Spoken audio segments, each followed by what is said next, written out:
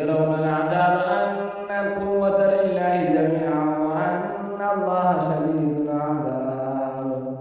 استبرأ الذين اتبعوا من الذين اتبعوا ورأوا العذاب وتقطعت بهم الأسباب.